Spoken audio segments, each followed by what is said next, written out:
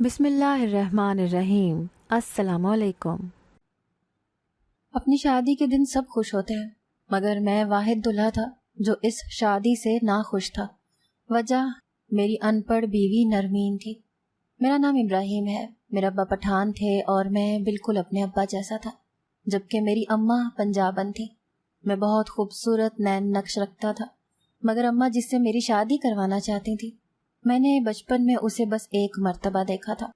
اس روز کے بعد سے میں نے اسے کبھی نہیں دیکھا تھا، مگر میں جانتا تھا کہ وہ ایک بہت ہی پرانے زمانے کے خیالات کی ہوگی، کیونکہ اس کی پرورش میری طرح بڑے شہر میں نہیں بلکہ ایک چھوٹے سے گاؤں میں ہوئی تھی۔ میں یہ شادی نہیں کرنا چاہتا تھا کیونکہ میں پڑھا لکھا تھا اور مزید پڑھائی کرنے کے لیے پردیس جانا چاہتا تھا، مگر میری اماں کی ایک ہی ضد تھی کہ اگر میں اپنی خالہ کی ان پڑھ بیٹی سے شادی نہیں کروں گا تب تک وہ مجھے پردیس جانے کی اجازت نہیں دیں گی۔ ناچار مجھے اس رشتے کے لیے حامی بھرنی پڑی، مگر میں نے سوچ لیا تھا کہ میں اپنی بیوی کو ایک منٹ کے لیے بھی نہیں دیکھوں گا۔ اسٹیج پر بیٹھا بھی میں اگلے مرحلے کے بارے میں سوچ رہا تھا کہ دلہن آنے کا شور اٹھا۔ میرے دوست جو میرے پیچھے کھڑے تھے سب نے ہوٹنگ شروع کی تو کوئی مجھے ہچکولے دے رہا تھا کہ بھابھی تو بہت خوبصورت چنی ہے۔ میں نے چونک کر جب سامنے اپنی بیوی کی طرف دیکھا تو میری آنکھیں حیرت سے پھیل گئیں، کیونکہ میری بیوی نے پرانے زمانے کا لال جوڑا پہنے، سر پر تیل لگائے، بہت ہی عجیب سا میک اپ کیا ہوا تھا۔ میرے تمام دوست جو بڑے بڑے بزنس مین اور ڈاکٹر اور انجینئرز کے بیٹے تھے سب مجھ پر ہنس رہے تھے۔ میرے دل میں اپنی بیوی کے لیے مزید نفرت پیدا ہو گئی۔ رخصتی کا شور اٹھا تو میں خاموشی سے گاؤں سے نکل آیا، مگر گھر آتے ہی سامان باندھنے لگا۔ میری بیوی نہ جانے دل میں کیا سوچ رہی تھی کہ وہ اچانک سے میرے سامنے آئی، مگر میں نے اس کی طرف آنکھ اٹھا کر بھی نہ دیکھا اور کمرے سے نکلنے لگا۔ جب میری بیوی نے مجھ سے پوچھا کہ کہاں جا رہے ہو، میں نے اپنی بیوی سے کہا کہ میں پڑھا لکھا ہو کر ایک ان پڑھ گنوار کے ساتھ ساری زندگی نہیں گزار سکتا۔ اتنا کہتے ہی میں دبئی کے لیے روانہ ہو گیا۔ میری اماں مجھ سے خفا ہو گئی تھی۔ میں دبئی جا کر وہاں سیٹل ہونا چاہتا تھا، جبکہ میں نے اماں سے کہہ دیا تھا کہ میں دبئی جا کر جلدی لوٹ آؤں گا۔ اماں نے مجھے دبئی جانے کی اجازت بھی اسی صورت میں دی تھی کہ میں جلدی اپنی پڑھائی مکمل کرتے ہی پاکستان واپس لوٹ آؤں گا، مگر میرا ارادہ کچھ اور تھا۔ میں دبئی میں کام کرنے لگا۔ میں نے اپنا کاروبار دبئی میں ہی شروع کر دیا، مگر میں نے اپنے گھر والوں کو اس بات سے بے خبر رکھا تھا۔ میری ماں اکثر مجھ سے فون پر بات کرتی تھی، اور جب وہ مجھے میری بیوی سے بات کرنے کا کہتی تو میں ہر مرتبہ کوئی بہانہ کر کے ان کو ٹال دیتا، اور پھر ایک روز انہوں نے مجھے کہنا ہی چھوڑ دیا۔ شاید وہ سمجھ چکی تھی، مگر انہوں نے مجھے کبھی اس بات کا احساس نہیں ہونے دیا تھا کہ ان کو میری بیوی سے بات نہ کرنا برا لگتا ہے۔ وقت گزرتا گیا، میں اپنے اتنے بڑے گھر میں اکیلا رہتا تھا۔ میرے کچھ دوستوں نے مجھے مشورہ دیا کہ کیوں نہ اپنے کسی ساتھ کسی کو کرایہ دار رکھ لو۔ میں نے انگریزی اخباروں میں جگہ جگہ اپنے گھر کے کرائے کے لیے اشتہارات دے دیے۔ مہینہ گزر گیا، مگر ابھی تک کوئی بھی کرایہ دار نہ آیا۔ میری تو جیسے امید ہی ختم ہو گئی تھی۔ ایک روز ایک عورت میرے گھر کے پاس آئی۔ رات کا وقت تھا، اس کے ہاتھ میں کچھ سامان تھا۔ میں نے جیسے ہی دروازہ کھولا میری آنکھیں حیرت سے کھلی کی کھلی رہ گئیں، کیونکہ میرے سامنے کھڑی لڑکی بے حد خوبصورت تھی۔ اس کے بہت لمبے بال تھے اور وہ بے حد ماڈرن زمانے کی لگ رہی تھی۔ اس کو دیکھتے ہی مجھے جیسے سب کچھ بھول گیا۔ میں مسلسل اسی کو دیکھ رہا تھا۔ جب اس نے مجھ سے سلام کیا، کہنے لگی کہ میں یہاں پر نئی ہوں، مجھے یہاں پر رہنے کی جگہ چاہیے، آپ کے گھر کا اشتہار دیکھا تو یہاں چلی آئی۔ اس کی بات پر میں ایک دم چونک گیا۔ اس کا نام پریشے تھا۔ وہ دیکھنے میں کوئی انگریز خاندان کی لگ رہی تھی۔ بے ساختہ اس کا موازنہ اپنی ان پڑھ بیوی کے ساتھ کرنے لگا۔ میں بہت خوش تھا کہ میرے گھر اتنی خوبصورت لڑکی آئی تھی جو لگ تو کسی انگریز خاندان کی رہی تھی، مگر وہ اردو بھی جانتی تھی، جس کا مطلب تھا کہ وہ پاکستانی تھی۔ مجھے دبئی میں رہتے ہوئے 5 سال ہو چکے تھے، مگر ابھی تک میں نے اتنی خوبصورت لڑکی نہیں دیکھی تھی۔ وہ لڑکی میرے گھر کے اوپر والے پورشن میں رہنے لگی۔ میں اس کا دن رات بہت خیال رکھتا تھا، مگر میری اتنی فکر کرنے پر اس کی آنکھیں عجیب سے انداز میں مجھے دیکھنے لگتی۔ مجھے اب تو اس کے ساتھ رہتے 1 ہفتہ ہو چکا تھا، مگر اب وہ میرے ساتھ بہت اچھے سے بات کرتی تھی۔ اس نے مجھ سے باتوں باتوں میں میرے گھر کے بارے میں پوچھا تو میں اپنی بیوی کا ذکر چھپا گیا۔ پریشے نے مجھ سے میری شادی کے بارے میں پوچھا کہ کیا ابھی تک شادی نہیں کی، تو میں نے صاف انکار کر دیا اور کہا کہ نہیں، میں ابھی تک کنوارا ہوں، ابھی تک تو میری شادی نہیں ہوئی، مگر اب کرنے کا ارادہ رکھتا ہوں۔ وہ میری بات کو سمجھتے ہوئے حیرانگی سے میری طرف دیکھنے لگی، پھر مسکرا کر کہنے لگی کہ لگتا ہے کسی سے گہری محبت ہو گئی ہے آپ کو۔ میری آنکھوں میں محبت کے جگنوں دیکھ کر وہ میری محبت کو سمجھ چکی تھی۔ میں نے بھی نخرے دکھانے کی جگہ اسے صاف کہا کہ ہاں، میں تم سے محبت کرتا ہوں اور تم ہی سے شادی کرنا چاہتا ہوں۔ میں پریشے سے بہت محبت کرنے لگا تھا، اس کو نت نئے تحفے بھی دیا کرتا تھا، کبھی ڈھیر سارے پیسے دیتا۔ وہ میری اتنی محبت پر حیران رہ جاتی۔ میں نے جب اس سے شادی کا ذکر کیا تو وہ میری بات پر زور سے کہا لگا کر ہنسنے لگی۔ اس کی ہنسی کو دیکھ کر مجھے عجیب سی گھبراہٹ ہونے لگی۔ اس کہے میں نہ جانے کتنے راز چھپے ہوئے تھے۔ کچھ روز گزرے تو میں پریشے کی طرف مائل ہونے لگا۔ ایک رات جو میرے لیے بہت ہی خوفناک رات تھی، باہر بہت تیز بارش ہو رہی تھی، موسم کچھ سرد سا ہوا تو میں بہکتے ہوئے پریشے کے کمرے میں چلا گیا جہاں وہ سو رہی تھی، اور پھر اس رات ہم دونوں سے ایک گناہ ہو گیا، مگر وہ گناہ ہم دونوں کی رضامندی سے ہوا تھا۔ مگر اگلی صبح میرے لیے کسی قیامت سے کم نہ تھی۔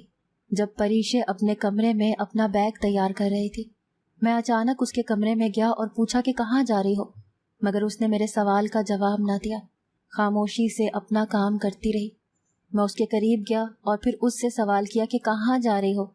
کہنے لگی کہ میرا تم سے کوئی ایسا رشتہ نہیں ہے جس کی بنیاد پر میں تمہیں جواب دے ہوں۔ میں جانتا تھا کہ وہ کچھ ایسا ہی رویہ کرے گی۔ گناہ بے شک دونوں کی مرضی سے ہوا تھا، مگر وہ عورت ہونے کی حیثیت سے زیادہ شرمندہ تھی۔ مگر آج اس کے چہرے پر عجیب سی سنجیدگی تھی۔ اس کی سنجیدگی دیکھ کر ایک مرتبہ میں خوف میں مبتلا ہو گیا۔ مجھے ایسے لگنے لگا جیسے کوئی راز افشا ہونے والا ہے۔ پریشے نے میری ایک بھی بات نہ سنی اور میرے گھر سے ہمیشہ ہمیشہ کے لیے چلی گئی۔ میں ہر وقت پریشان رہتا، اداس رہتا۔ مجھے پریشے کے ساتھ رہتے 6 مہینے ہو چکے تھے۔ میں پہلے بھی گھر پر بہت کم فون کرتا تھا اور بیوی سے تو بالکل بات نہیں ہوتی تھی، خرچہ بھی نہیں بھیجتا تھا، مگر اس وقت مجھے اپنی اماں کی طلب محسوس ہو رہی تھی۔ میرا دل کر رہا تھا کہ میں اپنی اماں کے سینے سے لگ کر پھوٹ پھوٹ کر رہوں۔ مجھے شاید ہی کبھی کسی سے اتنی محبت ہوئی ہو جتنی میں پریشے سے کرنے لگا تھا۔ اس کی محبت میں تو میں پاگل ہوا جا رہا تھا۔ پریشے کے جانے کے تقریباً 8 مہینے کے بعد میرا پاکستان کا ویزا لگ گیا اور میں پاکستان واپس چلا گیا۔ اماں تو مجھے اتنے سالوں بعد پاکستان دیکھ کر حیران رہ گئے، مگر اماں نے مجھ سے کوئی بات نہ کی، نہ مجھے سینے سے لگایا، اور خاموشی سے دروازہ کھول کر اندر چلی گئی۔ میں جانتا تھا کہ اماں مجھ سے ناراض ہے۔ میں اپنی بیوی سے نفرت میں اتنا اندھا ہو گیا تھا کہ اپنی ماں کو بھی بھول گیا تھا کہ وہ بوڑھی عورت پاکستان میں رہ کر کیسے کمائی کرے گی۔ پھر سے اپنی بیوی پر غصہ آنے لگا کہ کیا وہ میری ماں کو کما کر بھی نہیں دے سکتی تھی۔ میں اماں کے پاس گیا، ان کے سینے سے لگنے لگا۔ جب اماں نے ہاتھ اٹھا کر مجھے اپنے پاس آنے سے روک دیا، مجھے بہت حیرت ہوئی۔ اماں نے کہا کہ جب تمہیں پچھلے 6 سالوں میں اپنی ماں کی، اپنی بیوی کی یاد نہیں آئی تو اب یہاں کیا کرنے آئے ہو؟ وہاں ہی واپس چلے جاؤ۔ میں تو کہتی ہوں وہاں گھر بسا لو تاکہ تمہارا یہاں آنا ہی نہ ہو اور میں کبھی تمہارا چہرہ ہی نہ دیکھ پاؤں۔ اماں کے منہ سے اتنے تلخ الفاظ سن کر میرے تو رونگٹے کھڑے ہو گئے۔ اماں نے مجھے کہا کہ تمہیں اپنی اماں کا خیال نہیں تو کم از کم اس لڑکی کا ہی خیال کر لینا چاہیے تھا جس کو تم ایک دن کی دلہن بنا کر تنہا چھوڑ گئے تھے۔ اب میں سمجھ گیا تھا کہ یہ سب ماں کے الفاظ نہیں بلکہ یہ میری بیوی کے الفاظ ہیں۔ میں تو اسے بہت بے وقوف سمجھتا تھا، مگر میری بیوی تو بہت چالاک تھی۔ میں نے اماں سے پوچھا کہ نرمین کہاں ہے، تو اماں میری طرف دیکھ کر تلخی سے مسکرانے لگی، کہنے لگی کہ آ گئی تمہیں نرمین کی یاد۔ میں نے اماں کے طنز کو نظر انداز کیا اور سیدھا اپنے کمرے میں چلا گیا۔ میں جانتا تھا کہ نرمین وہاں ہی ہوگی۔ میں کمرے میں گیا تو نرمین اپنے بستر پر لیٹی ہوئی تھی، آنکھوں پر بازو رکھے سو رہی تھی، مگر اس کی جسامت کے خد و خال دیکھ کر میں ایک دم چونک گیا۔ اس کا آج بھی وہی حلیہ تھا، بالوں پر تیل لگائے، آنکھوں میں سرما بھر بھر کے ڈالے، وہ سانولی سی رنگت والی آج بھی بالکل نہ بدلی تھی۔ مجھے ایسے لگا جیسے میں 6 سال پہلے لوٹ آیا ہوں جس روز میری شادی تھی، مگر میں نے آؤ دیکھا نہ تاؤ اور اپنی بیوی کو بازو سے پکڑے سیدھا کھڑا کر دیا۔ میں 6 سال بعد دبئی سے لوٹا تو دیکھا بیوی حاملہ تھی۔ میری غصے سے دماغ کی نسیں پھٹی جا رہی تھیں۔ میں نے اس کا بازو پکڑا اور اماں کے پاس لے گیا اور کہنے لگا کہ یہ سب کیا ہے، یہ میرا بچہ نہیں ہے، میری بیوی بد کردار ہے، اور یہ آپ کی بھانجی میرے پیچھے کیا گل کھلاتی رہی ہے کہ آپ کو اتنا بھی علم نہیں۔ مگر اماں کے اگلے عمل نے تو میرے ہوش اڑا دیے جب اماں نے میرے چہرے پر زناٹے دار تھپڑ رسید کیا۔ میں حیرت سے اماں کو دیکھتا رہ گیا، لیکن جان تو تب نکلی جب اماں نے کہا کہ تمہاری بیوی پاک دامن ہے۔ میں نے اماں کی بات پر کوئی دھیان نہ دیا اور طیش میں آ کر بیوی پر پیٹرول ڈالا اور آگ لگا دی۔ تبھی اماں چیختی ہوئی بولیں کہ تیری بیوی بد کردار نہیں ہے، اس کی کوکھ میں تیری اولاد ہے۔ میں حیرت سے اماں جی کی طرف دیکھنے لگا۔ پورے گھر میں میری بیوی کی چیخیں تھیں اور وہ بس ایک ہی بات کہے جا رہی تھی کہ میرے بچے کو بچا لو۔ میں اس کی بات سن کر ایک دم ہوش میں آیا اور جلدی سے بیوی کو ہسپتال لے گیا۔ ڈاکٹرز نے ہمیں بتایا کہ میری بیوی کی حالت بہت نازک ہے، اس کا پورا وجود جل چکا تھا۔ میں درندہ صفت انسان نفرت کی آگ میں اتنا جل رہا تھا کہ یہی بھول گیا کہ وہ ایک انسان ہے اور کسی کا قتل کرنا تو کبیرہ گناہ ہے۔ میں پریشان کن حالت میں ادھر سے ادھر چکر لگا رہا تھا، مگر دل عجیب سے وسوسوں سے گھبرایا ہوا تھا کہ کہیں اگر بچے کو کچھ ہو گیا تو۔ ڈاکٹر نے بچہ آپریشن سے نکال لیا پر بیوی مر گئی۔ بیوی کے مرنے کی خبر سنتے ہی میری ماں زور زور سے رونے لگی، کہنے لگی کہ تو نے ایک بے قصور کا قتل کیا ہے، خدا تجھ پر جنت کا سکون حرام کر دے گا۔ بیوی کی موت کی خبر سن کر میرا وجود لرزنے لگا تھا، مگر میں خود کو صحیح ثابت کرنے کے لیے اماں سے کہنے لگا کہ میں ابھی اس بچے کا DNA ٹیسٹ کرواؤں گا، دیکھ لینا یہ بچہ میرا نہیں ہوگا۔ میں حیران تھا کہ میں 6 سال سے جب پاکستان آیا ہی نہیں تو یہ میرا بچہ کیسے ہو سکتا تھا۔ میں نے جب بچے کا DNA ٹیسٹ کروایا تو وہ بچہ میرا ہی نکلا۔ DNA ٹیسٹ رپورٹ پر صاف الفاظ میں لکھا تھا کہ یہ بچہ میرا ہے۔ اب تو میں سر پکڑ کر بیٹھ گیا، کیسے یہ ممکن ہے؟ اس پر اپنی بیوی کے مر جانے کا خوف بھی میرے سر پر منڈلا رہا تھا، کیونکہ ہسپتال والے بار بار ایک ہی بات کہہ رہے تھے کہ یہ پولیس کیس ہے۔ میں ہسپتال والوں کی بات سن کر بہت ڈرا ہوا تھا۔ میں بھی اسی سوچ میں گم تھا کہ اماں نے ایسی چیز دکھائی کہ ہوش اڑ گئے۔ اماں جو نہ جانے بیوی کی موت کی خبر سنتے ہی کہاں چلی گئی تھی، اچانک میرے سامنے آئی اور اپنا موبائل میرے آگے کر دیا۔ میں نے پہلے حیرت سے اماں کی طرف اور پھر جب موبائل کی طرف دیکھا تو مجھے ایسے لگا جیسے میرے پیروں تلے سے زمین نکل گئی ہو، کیونکہ سامنے کوئی اور نہیں بلکہ میری اور پریشے کی تصویر تھی۔ اماں کی رو رو کر آنکھیں سوج چکی تھیں۔ اماں نے مجھ سے پوچھا کہ تمہیں جواب چاہیے نا کہ آخر یہ بچہ تمہاری بیوی کی کوکھ میں کیسے آیا؟ اماں کا سوال سن کر مجھے ایسے لگا جیسے میرا دل بند ہو جائے گا۔ یہ سب کچھ کیا ہو رہا تھا؟ میں کچھ نہیں جانتا تھا۔ اماں کے پاس پریشے کی تصویر کہاں سے آئی اور میں اس بات سے بالکل انجان تھا۔ میں نے اماں سے پوچھا کہ یہ تصویر آپ کے پاس کیا کر رہی ہے اور آپ کو کہاں سے ملی؟ تو اماں طنزیہ مسکرانے لگی، کہنے لگی کہ اپنی بہو کی تصویر میرے پاس نہیں ہوگی تو کس کے پاس ہوگی؟ بہو لفظ پر میں نے چونک کر اماں کی طرف دیکھا۔ اماں نے کہا کہ تم نے جو کیا وہ ظلم تھا، اور ایسا ظلم جو ایک عام انسان برداشت نہ کر سکے، مگر میری بہو کی ہمت تھی جو پھر بھی تمہارے وجود کا حصہ اپنے ساتھ خوش دلی سے لیے پھر رہی تھی۔ تم تو اسے ایک دن کی دلہن بنا کر یہاں چھوڑ کر تنہا چلے گئے تھے۔ تمہیں اندازہ ہی نہیں کہ 5 سال اس نے کس طرح گزارے۔ وہ پل پل جیتی تھی، پل پل مرتی تھی۔ وہ ان پڑھ ضرور تھی، وہ گنوار ضرور تھی، مگر وہ دل کی بہت اچھی تھی۔ وہ بن ماں باپ کی بیٹی اپنوں کی محبت کو ترسی ہوئی تھی۔ میں جانتی تھی کہ اگر وہ کسی اور گھرانے میں جائے گی تو وہاں اسے وہ عزت، وہ مقام نہیں ملے گا۔ تبھی میں نے تم سے ضد کی تھی کہ تم مجھ سے شادی کر لو، مگر میں نہیں جانتی تھی کہ میری تربیت اتنی بری ہوئی ہے کہ تم انسانیت کے درجے سے ہی گر جاؤ گے۔ آج مجھے خود پر افسوس ہو رہا ہے کہ میں نے تم جیسی اولاد کو پیدا کیا۔ میں آنکھیں پھاڑے اماں کو سن رہا تھا، مگر اماں نے مجھے جو کچھ بتایا اس کے بعد تو میرے جینے کی وجہ ہی ختم ہو گئی۔ جب اماں نے کہا کہ 5 سال تمہاری بیوی یہاں پر رہنے کے بعد بالکل ختم ہو چکی تھی، تم نے تو کبھی مڑ کر نہ دیکھا کہ میری ماں اور میری بیوی کس حال میں ہے۔ تمہارے ابا کا دیا ہوا زیور جو برسوں سے میں نے سنبھال کے رکھا تھا، آخری وقت میں وہی ہمارے کام آیا۔ نرمین بس ہر وقت ایک ہی بات کہتی تھی کہ آخر میرا قصور کیا ہے؟ کیا یہ میرا قصور ہے کہ میں بغیر باپ کے پلی اور چچا اور چچی کی کفالت میں رہی، جنہوں نے اسے پڑھانے کی زحمت تک نہ کی؟ اماں کی آنکھوں سے آنسو بہہ رہے تھے، مگر مجھے ابھی بہت کچھ برداشت کرنا تھا۔ ابھی اماں مجھے کچھ کہتی کہ اس سے پہلے ہی ڈاکٹر نے میری بیوی کی لاش ہمارے سامنے لا کر رکھ دی۔ مکمل طور پر جل چکی تھی، اس کا چہرہ جھلس چکا تھا۔ تبھی ہم ہسپتال سے گھر لے گئے، مگر گھر میں تو جیسے کوہرام مچ گیا تھا۔ نرمین کی اماں گاؤں سے آ چکی تھیں اور بس ایک ہی بات کیے جا رہی تھیں کہ میری بیٹی نے تاعمر اپنے بیٹی ہونے کا قرض چکایا ہے۔ بیوی کی لاش میں سے بدبو پھیلنے لگی تھی، تبھی جلد سے جلد اس کی تدفین کر دی گئی، مگر اماں نے مجھے جنازے کے ساتھ بھی نہ جانے دیا۔ کہنے لگیں کہ قاتل کو ہرگز مقتول کا جنازہ پڑھنے کی اجازت نہیں ہے۔ تدفین کے بعد سب اپنے اپنے گھروں کو چلے گئے۔ پورا گھر بالکل خالی تھا کہ اچانک میرے بچے کے رونے کی آوازیں میرے کان میں سنائی دینے لگی۔ میں جلدی سے اپنے کمرے سے اٹھتا بچے کی آواز کی جانب بڑھا جو اماں کے کمرے میں سے آ رہی تھی۔ میں نے بغیر دیر کیے اماں کا دروازہ کھولا اور کمرے میں داخل ہو گیا۔ یہاں اماں بچے کو سلانے کی کوشش کر رہی تھی۔ میں نے جیسے ہی بچے کو پکڑنے کے لیے ہاتھ آگے بڑھایا تو اماں نے میرا ہاتھ روک دیا۔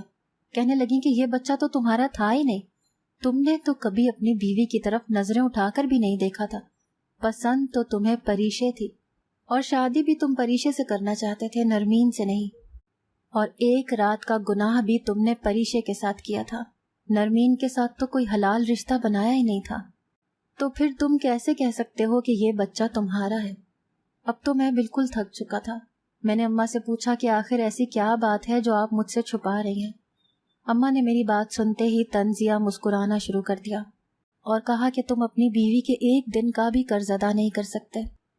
اماں کہنے لگیں کہ تمہارے جاتے ہی وہ ایسے ہو گئی تھی جیسے وجود میں کوئی جان نہ ہو، مگر میری سمجھ سے ہر چیز باہر تھی کہ میں کیسے اس بچی کو دوبارہ سے زندگی کی طرف لاؤں۔ میں جب بھی نرمین سے پوچھتی کہ تم پہلے جیسی کیسے ہوگی تو وہ کہنے لگتی کہ مجھے میرے شوہر کے پاس بھیج دیں، میں پہلے جیسی ہو جاؤں گی، مگر میں اتنے پیسے کہاں سے لاتی؟ ایک روز میں الماری صاف کر رہی تھی جب میری نظر تمہارے ابا کے دیے ہوئے گہنوں پر پڑی۔ میں نے ان زیورات کو پکڑا اور بیچ کر تمہاری بیوی کو دبئی بھیجا، کیونکہ ان زیورات سے زیادہ قیمتی اس بچی کی مسکراہٹ تھی جو میں نے اس کی شادی کے بعد سے اب تک نہ دیکھی تھی۔ پہلے تو وہ بہت گھبرائی ہوئی تھی، مگر وہ ان پڑھ بیچاری کیا کرتی، دبئی چلی گئی، لیکن وہاں رہنے اور کھانے پینے کے بھی پیسے اس کے پاس موجود نہ تھے۔ اس پر تمہاری تلاش انجان ملک میں ایک عورت کے لیے ناممکن تھا، مگر اس نے اللہ پر بھروسہ کر کے قدم بڑھایا۔ 4 سال اس نے وہاں کیسے کاٹے، اس کے بعد اس کی رب کی ذات جانتی ہے۔ میرا اس کے ساتھ رابطہ بالکل ختم ہو چکا تھا، اور رابطہ ہوتا بھی تو میں اس کے لیے کچھ نہیں کر سکتی تھی۔ اس پر تم نے مجھ سے بات کرنا چھوڑ دی، مگر حقیقت تو اس روز پتہ چلی جب وہ واپس آئی، مگر وہ اکیلی نہ تھی، اس کے ساتھ ایک وجود اور بھی تھا۔ پہلے تو میں گھبرا گئی، مگر جب حقیقت پتہ چلی تو جان میں جان آئی جب تمہاری بیوی نے بتایا کہ وہ تم سے مل کر آئی ہے۔ لیکن اس سے پچھلے 4 سال کی کہانی سن کر دل پھٹنے کو آ گیا تھا۔ جب وہ دبئی گئی تو انجان تھی، اس نے کئی راتیں سڑکوں پر کاٹی، دن وہاں انسانوں کے روپ میں جانوروں کو دیکھ کر جھیلے، دھوپ ہو یا چھاؤں اس نے وہاں گزارا کیا۔ اکثر اوقات جب اس کو کچھ کھانے کو نہ ملتا تو وہ وہاں کچرے میں پڑی روٹی بھی کھا لیتی۔ ایک مرتبہ اس کے پیچھے کئی گنڈے لگ گئے، اپنی جان بچانے کے لیے اور اپنی عزت کو محفوظ رکھنے کے لیے اسے کوئی جاہ پناہ نہ ملی تو اس نے خود کو ایک کوڑے کے ڈبے میں چھپا لیا۔ ساری رات وہ گنڈے نرمین کو تلاش کرتے رہے، مگر نرمین انہیں نہیں ملی۔ کوڑے کی بدبو سے نہ جانے نرمین کب بے ہوش ہوئی، مگر جب اس کی آنکھ کھلی تو اس نے خود کو ہسپتال میں پایا۔ وہاں پر اسے محسوس ہو رہا تھا جیسے چھوٹے چھوٹے کیڑے اس کے وجود پر رینگ رہے ہیں۔ وہ ایک رات کے اندر ہی اپنے ذہن پر اتنا بوجھ لے چکی تھی کہ اپنے ہوش میں نہیں رہی تھی۔ اسے ہسپتال کون لایا تھا وہ تو یہ بات بھی نہیں جانتی تھی، مگر ہسپتال میں 3 مہینے مسلسل رہنے کے بعد جب وہ کچھ بہتر ہوئی تو ہسپتال والوں نے اس پر بل کا خرچہ ڈال دیا، مگر اس کے پاس تو 1 روپیہ نہیں تھا۔ وہ 3 مہینے کا بل کیسے ادا کرتی؟ ہسپتال میں نہ جانے کیسے اس نے منت سماجت کر کے لوگوں کو اس بات پر مائل کیا کہ وہ جلد ہی ان کا قرضہ اتار دے گی، مگر انجان ملک میں انجان لوگوں پر کون بھروسہ کرتا ہے؟